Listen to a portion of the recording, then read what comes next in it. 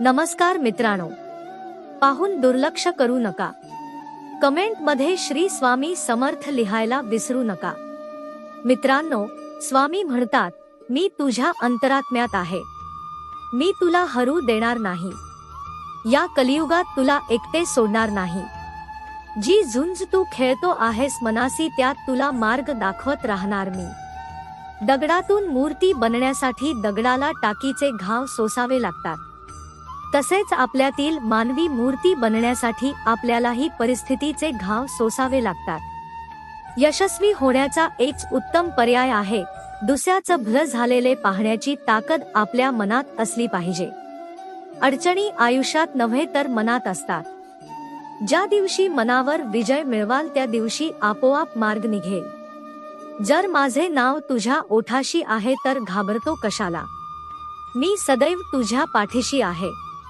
ध्येय साध्य करणे कितीही कठीण असो, पण जर आत्मविश्वास असेल तर अशक्य असे काहीच नाही.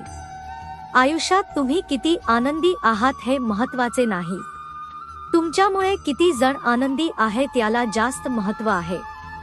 जिद्द आणि स्वामींवरील भक्ती अशी ठेवायची की नशिबात नसलेल्या गोष्टी सुद्धा मिळाल्या पाहिजे. स्वामी माऊलींचा आधार असला की आयुष्यात कोणत्याही संकटाला सामोरे जाण्याचं बळ मिळतं. आणि आशीर्वाद असला की कोणत्याही कार्यात विजय आपलाच होतो. यशस्वी होण्याचा एक उत्तम पर्याय आहे, दुसऱ्याचं भलं झालेले पाहण्याची ताकद आपल्या मनात असली पाहिजे. तू कर्म करत जा, फळाची अपेक्षा न करता. अरे, कर्म करणे हे तुझे कर्तव्य आहे आणि तुझ्या कर्माला योग्य ते फळ देणे ही माझी जबाबदारी आहे. फक्त स्वतःचा विचार करणारे लोक फार थोड्या काळासाठी प्रगती करतात, पण जे सगळ्यांचा विचार करतात त्यांची प्रगती कायम होत राहते. मनामध्ये श्रद्धा आणि विश्वास असेल तर कोणतीही गोष्ट अशक्य नाही. मीपणा दूर ठेवून जा, विश्वास ठेवा. पदरी अपयश कधीच येणार नाही. विश्वास ठेव.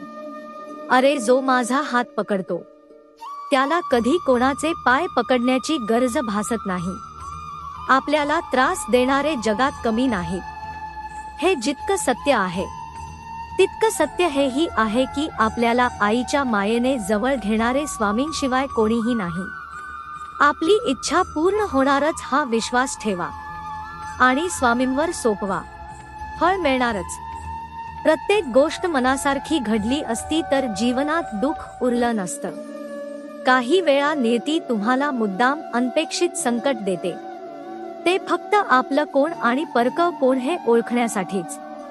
नियत कितीही चांगली असू द्या, ही दुनिया आपल्या दिखाव्यावरून आपली किंमत ठरवत असते. आणि आपला दिखावा कितीही चांगला असू द्या, परमेश्वर आपली नियत ओळखून आपल्याला फळ देत असतो. मृत्यूनंतर जे जे काढून घेतले जाईल तो संसार असेल, पण मृत्यूनंतर जे चितेच्या ज्वालासोबत लपेटून घेईल ते तुमचे कर्म असेल आणि मी तुमच्या सोबत असेल. म्हणून कर्मावर विश्वास ठेवा.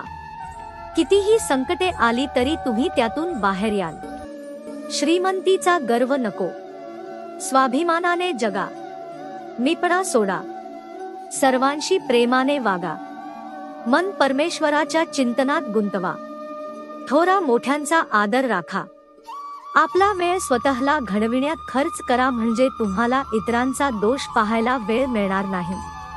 आयुष्यात सर्वच प्रश्न सोडवून सुटत नाहीत, काही सोडून दिले की आपोआप सुटतात. जिंकणे म्हणजे नेहमी फक्त पहिला येणे असे नसते.